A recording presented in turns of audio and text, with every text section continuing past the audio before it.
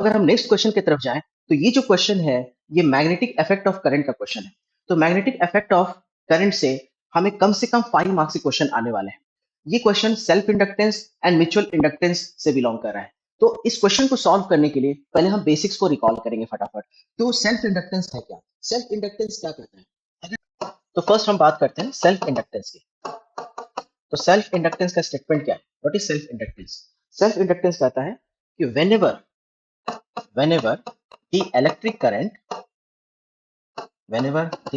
current changes,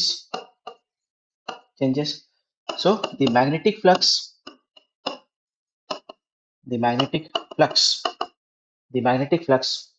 linked with the coil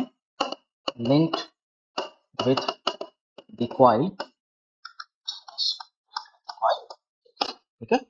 means अगर ये हमने कॉइल ले लिया, ये यहाँ पे करंट है I, ठीक है। तो now whenever there is a change in current, so इस कॉइल से जो मैग्नेटिक फ्लक्स लिंक है वो भी क्या होगा? चेंज हो जाएगा। So flux changes. Now according to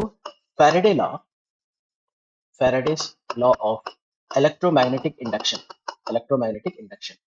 okay. तो जब फ्लक्स चेंज होगा तो EMF इंड्यूस्ड होगा, because we know E is equals to minus of d phi by dt, EMF induced होगा। तो हम ऐसा लिख सकते हैं, because I is directly proportional to phi, तो phi is equals to L into I। इस L को हम क्या बोलेंगे? Coefficient of self inductance,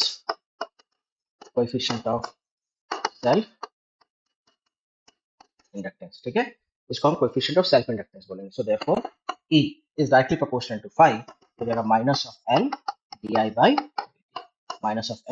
by dt। ये तो था सेल्फ इंडक्टेंस। अब हम बात करते हैं म्यूचुअल इंडक्टेंस की, ठीक है। तो म्यूचुअल इंडक्टेंस की बात करो। म्यूचुअल इंडक्टेंस में आपको करना क्या है? दो कॉइल बनाना है। एक है प्राइमरी कॉइल, और ये प्राइमरी कॉइल जो है ये कनेक्टेड होगा सोर्स से, ठीक है। Primary coil is connected with source,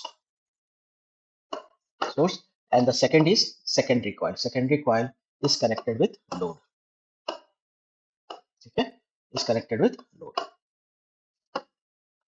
okay. और यहाँ पे क्या है? ये म्यूचुअल इंडक्टेंस है। से यहाँ पे करंट है IP, यहाँ पे करंट है IS।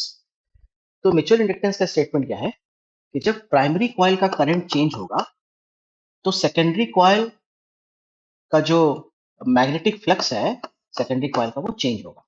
जब प्राइमरी कॉइल का करंट चेंज होगा तो जो सेकेंडरी कॉइल का जो मैग्नेटिक फ्लक्स है वो चेंज हो जाएगा, okay. So IP is directly proportional to phi s। तो मैं ऐसा लिख सकता हूँ कि phi s is equals to m times of IP, जहाँ पे m को हम क्या लिख सकते हैं?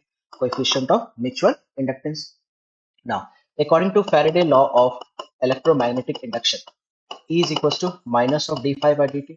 अब जब फ्लक्स चेंज होगा तो EMF इंड्यूस्ड होगा, ठीक है। सो E is equals to minus of m di p by, ठीक है। तो इसका मैग्नीट्यूड क्या होगा? m into dip by, ठीक है, okay.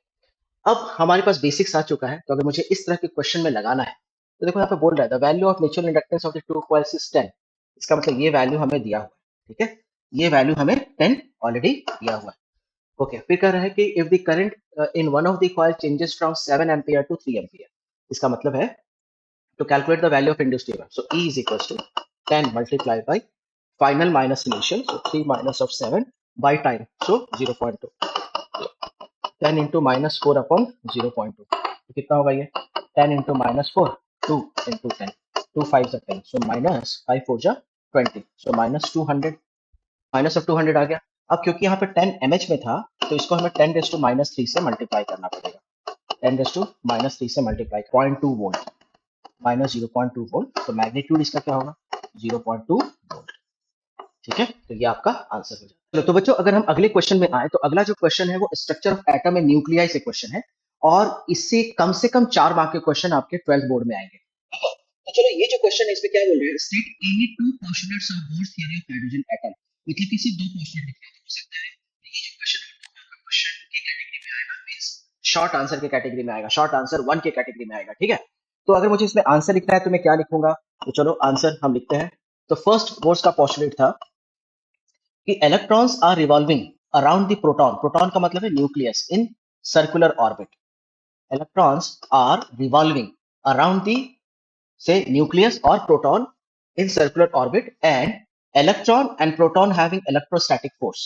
So they bound with some electrostatic force, and this electrostatic force is balanced by centripetal force. It's balanced by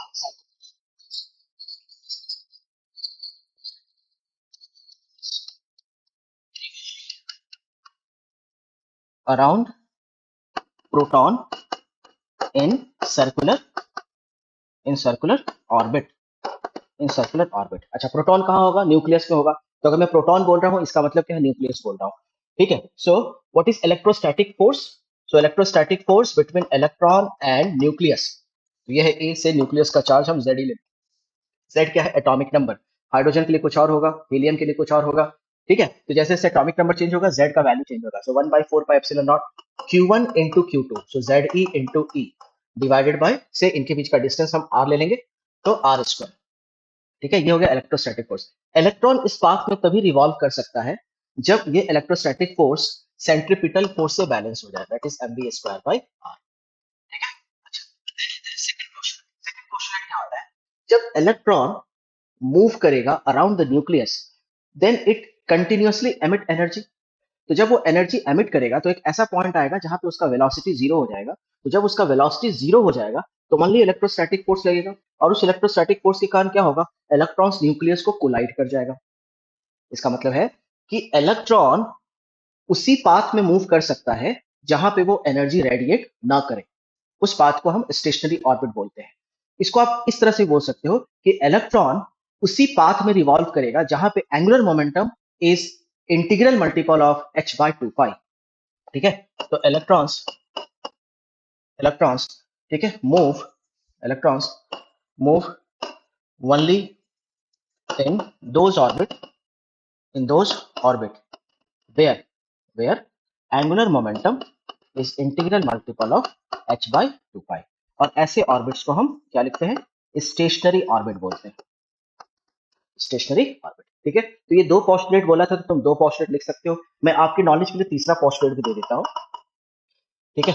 ये है हायर एनर्जी स्टेट और ये है लोअर एनर्जी स्टेट। तो जब भी इलेक्ट्रॉन हायर एनर्जी स्टेट से लोअर एनर्जी स्टेट में जंप करेगा, तो वो एनर्जी को एमिट करेगा फोटॉन्स के फॉर्म में। ठीक है। So when electron jumps from higher energy state to lower energy state, ठीक है, it emit energy in form of photon, so that is E2 minus E1 is equals to h into nu, that is hc by lambda। ठीक है। तो बच्चों ये three postulates हैं। अब इन तीनों पॉस्टुलेट में से अगर आप दो आया तो दो लिखना, वन आया तो वन लिखना, और अगर ये 3 मार्क का क्वेश्चन आया तो आपको ये तीनों पॉस्टुलेट मेंशन करना पड़ेगा। इंपॉर्टेंट क्वेश्चन है, और 12th बोर्ड में आने की प्रोबेबिलिटी बहुत ज्यादा है। ये क्वेश्चन ऑल्टरनेटिंग करंट का है। तो ऑल्टरनेटिंग करंट में यहाँ पे लिखा हुआ है कि इस क्वेश्चन में obtain an expression for average power dissipated in a purely capacitive circuit. ठीक है। तो प्योरली कैपेसिटिव सर्किट का पावर डिसिपेशन हमें कैलकुलेट करना है। तो सबसे पहले इसके बेसिक्स क्या है, ये हमें थोड़ा सा रिकॉल करना पड़ेगा, क्योंकि अगर सिर्फ आप इसको रिमेंबर करके चले जाओगे तो आप आंसर नहीं लिख पाओगे। तो आप आंसर तभी लिख पाओगे जब थोड़ा सा आपको बैकग्राउंड पता रहेगा। तो चलो जल्दी से फटाफट रिकॉल कर लेते हैं। तो in alternating current current and voltage vary with time, ठीक है, it's called alternating current. Second जो है कि ऑल्टरनेटिंग करंट जो है उसका एम्पलीट्यूड कांस्टेंट होता है, याद रखना, amplitude is constant and half part positive होगा तो हाफ पार्ट नेगेटिव हो जाता है। ठीक है। थर्ड कॉन्सेप्ट ध्यान रखना कि क्योंकि यहाँ पे करंट एंड वोल्टेज वैरी कर रहा है टाइम के साथ, तो बेसिकली ये एक पीरियोडिक नेचर का होता है। पीरियोडिक बोल लो या हार्मोनिक बोल लो, हार्मोनिक नेचर का होता है। तो जब भी पीरियोडिक या हार्मोनिक वर्ड आता है तो it is a function of sine and cos, और यही रीजन है कि हम लिख सकते हैं कि current is equal to I naught sine omega t. तो इसका ग्राफ कैसा होगा? इस graph is like this, that is plus और माइनस। और हम ऐसा भी लिख सकते हैं कि current is a function of cos, तो I naught cos omega t. इसका ग्राफ कैसा होगा? ऐसा, प्लस एंड माइनस। ठीक है। And current and voltage both are directly proportional, तो इसे वोल्टेज के टर्म्स में क्या लिखोगे? That is v naught sine of omega t, and cos के लिए v naught cos of omega t, sine omega t and cos omega t. ठीक है। फोर्थ पॉइंट आपको ध्यान में रखना है कि ऑल्टरनेटिंग करंट के क्वेश्चन में उसके कंपोनेंट्स के बारे में सारा आइडिया आपका क्लियर होना चाहिए। फॉर एग्जांपल अगर मैंने बात किया रजिस्टर, ठीक है, तो रजिस्टर कितना करंट कैरी करेगा? I naught sine omega t. Then आता है इंडक्टर, यह इंडक्टर, ठीक है। तो inductor i is equal to, inductor के लिए करंट का formula i is equal to I naught sine omega t minus of pi by 2। ठीक है। कैपेसिटर की बात करें तो कैपेसिटर के लिए i is equal to I naught sine omega t plus pi by 2। ठीक है। एक डेटा तुमको ये ध्यान रखना है।